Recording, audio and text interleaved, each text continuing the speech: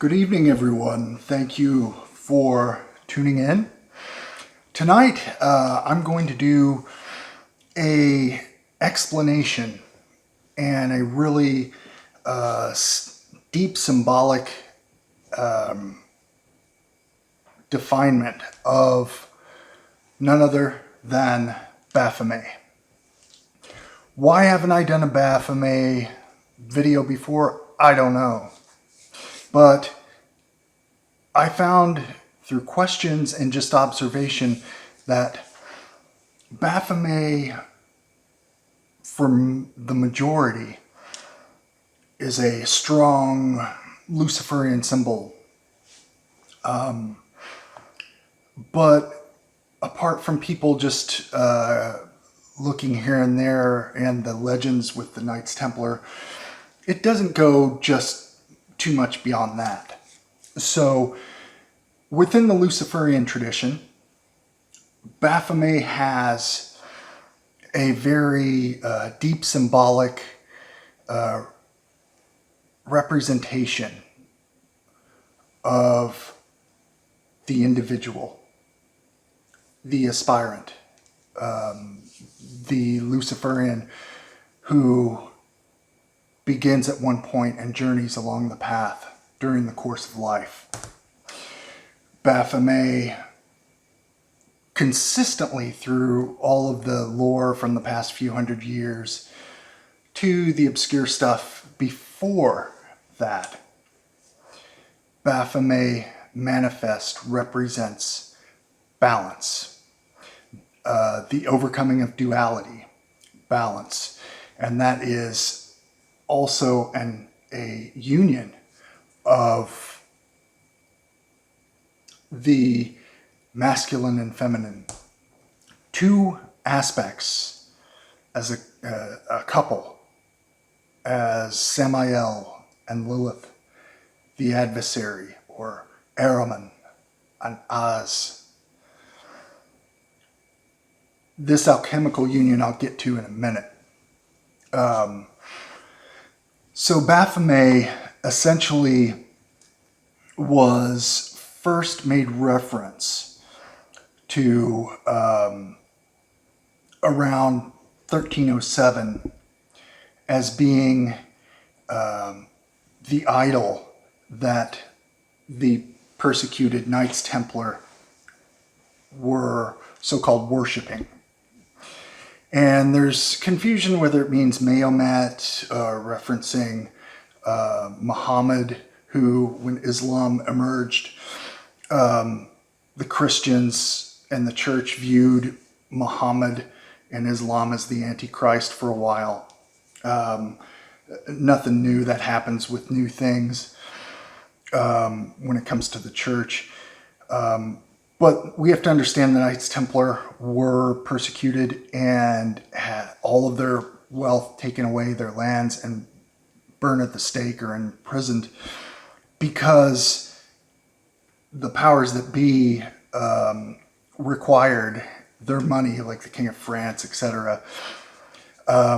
So I wouldn't go off on a tangent about the Knights Templar and Baphomet. If there is a deeper truth to that, I'm more than open to it and would find it very amusing personally. Now, around 1856, Eliphas Levi, through his understanding and his Kabbalistic studies, formulating and connecting the tarot, the devil tarot, and the masculine and feminine on the sides of the devil traditionally in those depictions, Levi united the concept of Baphomet as also one and the same with the Sabbatic Goat, the black man of the Sabbath, the devil. Now, in Luciferian witchcraft, the black one of the Sabbath, or the devil, has layers of intuitive guidance and inspiration. There's symbols that, and ciphers that must be passed, like having the correct answer to go through a gate. Luciferianism, as far as initiation, magical initiation, does have those gatekeepers and those watchwords that you have to know. But it's not in knowing some obscure thing or having an answer to a specific question. No, no, no, no. It actually is the self-awareness and the insight of how these symbols have intuitive meaning, deep subconscious meaning, and by organizing and unraveling and understanding the deeper layers beyond the symbol and the power that can be accessed, that is the gate, that is the elevation, the liberation, illumination, and apotheosis, that process.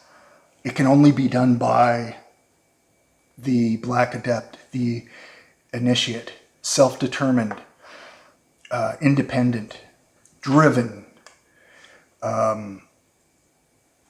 So Baphomet, as Levi illustrated, which we now, with my company Luciferian Apotheca, we have so many interesting and amusing, even from the very serious to the more amusing, collection of Baphomet, Sabbatic Goat, statues, etc. This particular statue is much older than 2007, when the Luciferian Apotheca opened. I've had this for years. But as you can see with the depictions of the Sabbatic Goat, who is connected to the concept of the goat of Mendes from ancient and New Kingdom Egypt all the way through the Hellenistic period with the Ptolemies. Arsinoe II was a priestess of the goat of Mendes, or the ram of Mendes, a fertility and renewal and beneficial deity. Now, here we have in Baphomet something very interesting, and some do not have the breasts, some statues, but the common depiction has the feminine breasts, and this is not in any literal gender transformation or anything like that. This is not human, and the energies associated with aren't really focused in the symbolism of specific gender. It's about the alchemy and unity of these two aspects and the formulation of something new from that. It's balance. You have the goat, the beast head with the pentagram, the blazing star, Lucifer's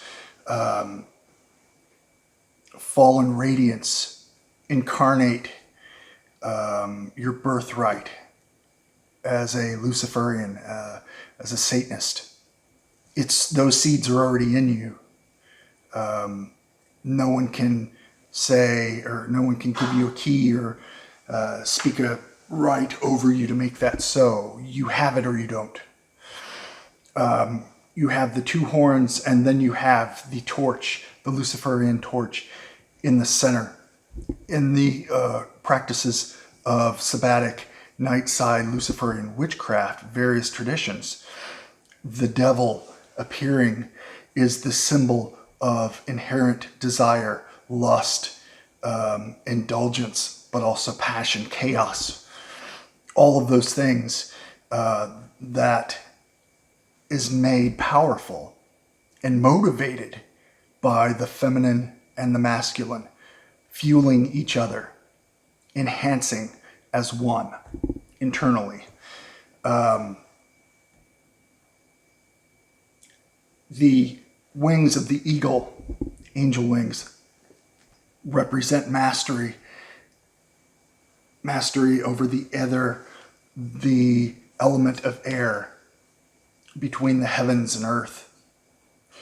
The common abode, the kingdom in the lore, in the Luciferian lore of Samael, Lucifer, Satan, the fallen angels, the ones who gave us the seeds to formulate life and all that we know from it. Baphomet has the caduceus rising as a phallic symbol. The caduceus goes back to Hermes and the concept of healing, Hermes Chthonius. But also, even older, is Ningishzida, a Sumerian serpent, or a theriomorphic serpent god. He was an underworld deity, a chthonic deity, associated with the fertility of the earth, to some extent the underworld, the netherworld, and also the waters and the renewal of the serpent in shedding the skin and emerging. It's also healing. So the caduceus represents that uniting, healing energy from balance attained through destroying the opposites, uniting in Infernal Union. When we look in Luciferian witchcraft at Baphomet, let's go back to the lore of the Watchers, or specifically Samael in the old Jewish myths. The birth of Cain and Abel. So the legends, as the Hebrews passed down, was that Samael was originally to rule and direct the course of this world. A conflict with the Hebrew God Yahweh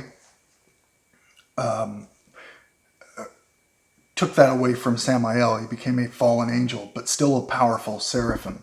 He has 12 wings.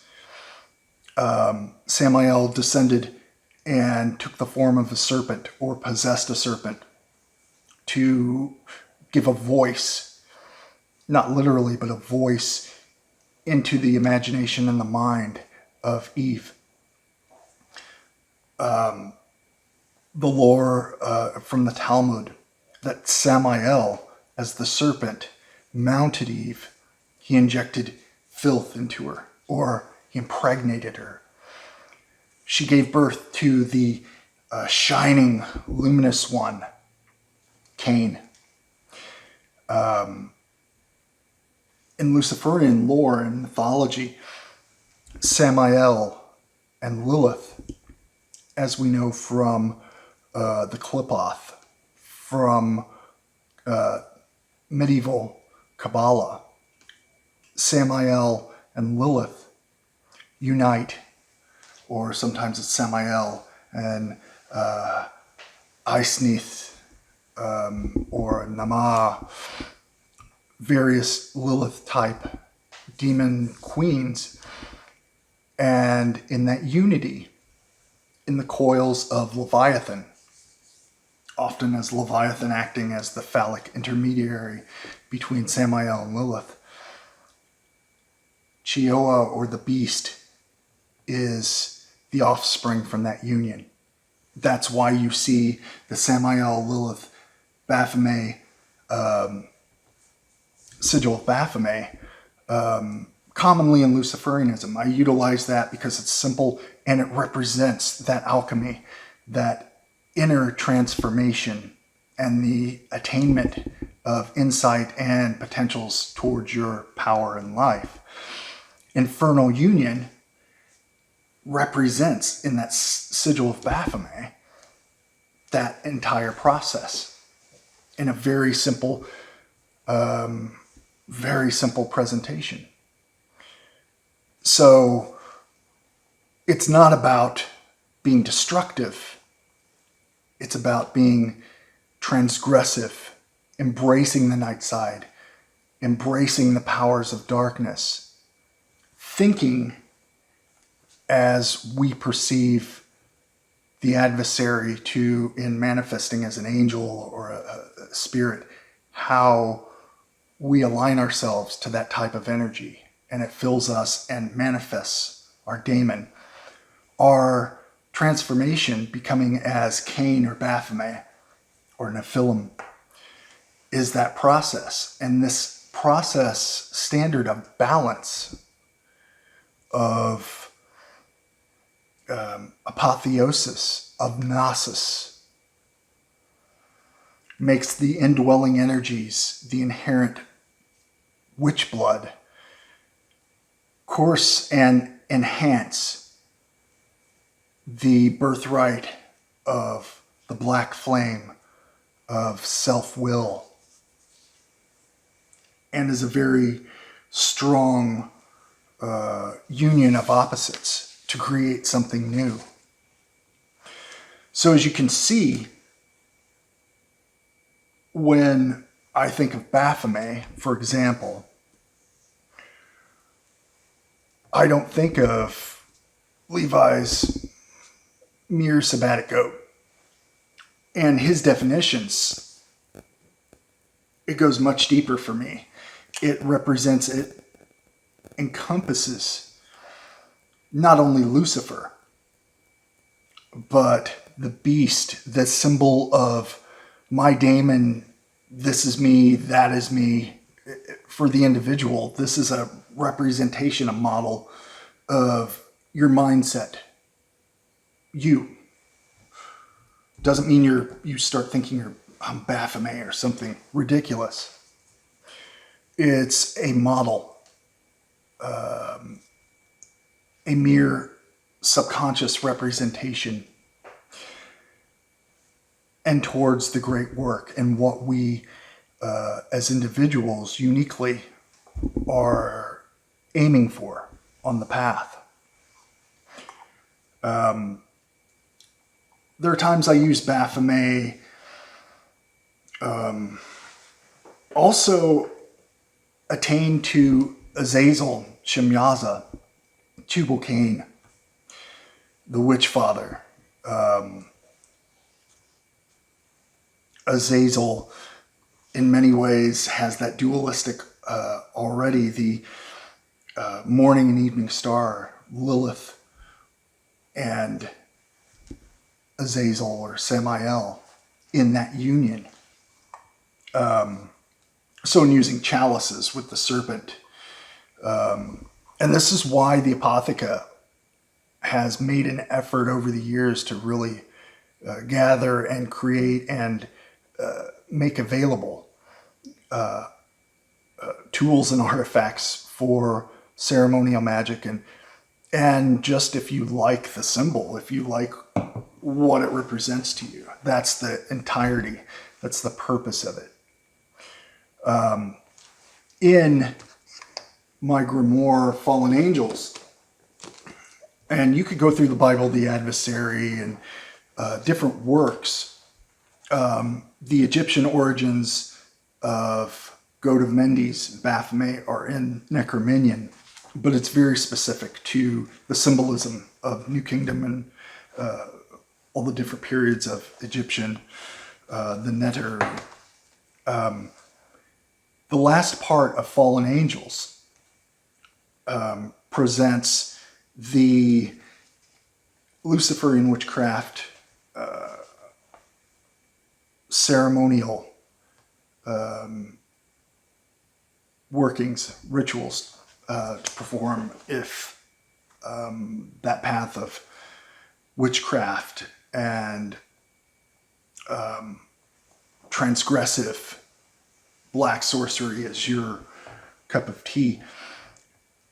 The ceremony Sabbath of the Emperor of Night, invocation of Baphomet, of Mendes, is not simply a ritual invoking Baphomet, but it's also subconsciously empowering the start of that transgressive illumination and towards apotheosis, unity of Samael and Lilith, the adversary to beget Baphomet, which is you, your daemon, and you as one. That coming forth of the true will, the daemon, is one aspect that is expected and is the entire aim of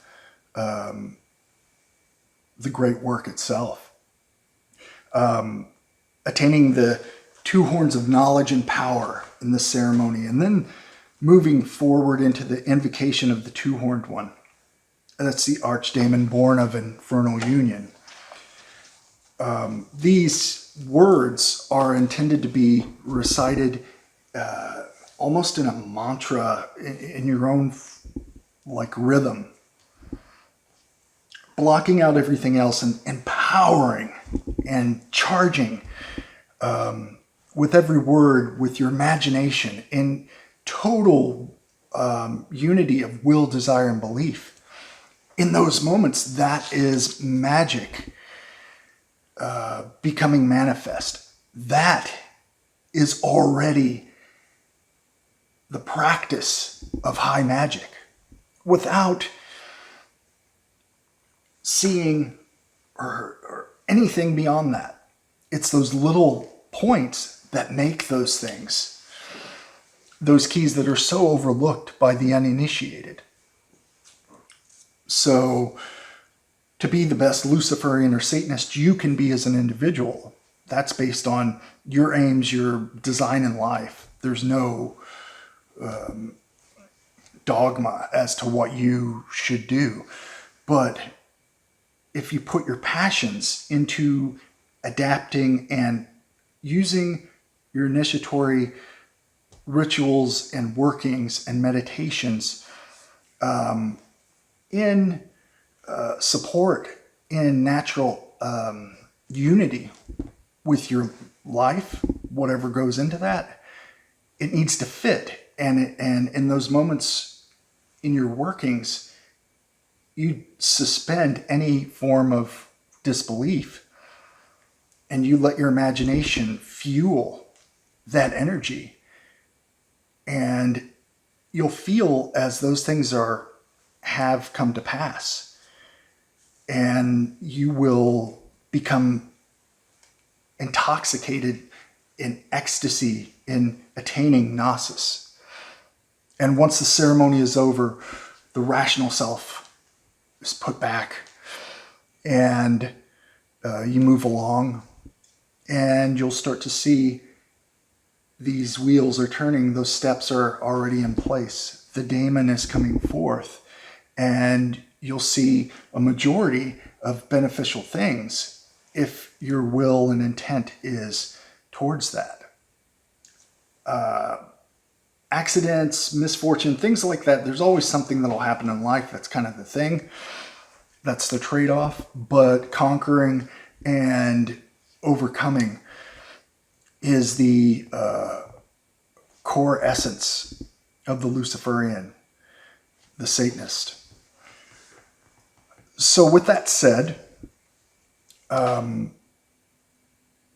understand that the adversary in magical practice relating to the witch's Sabbath, which is another level of meditative and intuitive, all-encompassing devotion to developing the astral body, as we call it, the body of light and body of darkness, to project first through meditation, controlled, and then unconsciously in sleep, from the mind to the unseen energies enhanced and surrounded and encompassed by air. Thus, the element of Samael, the satanic and demonic brethren, and those teachers so still whispering and guiding us through our courses and attainments towards our apotheosis. Anyway, thank you for watching this video. I hope this clarifies and solidifies the exact purpose of Baphomet as a symbol of satanic and Luciferian balance, black alchemy, inner transformation. That is the entirety of it. Have a good evening. Banama Araman.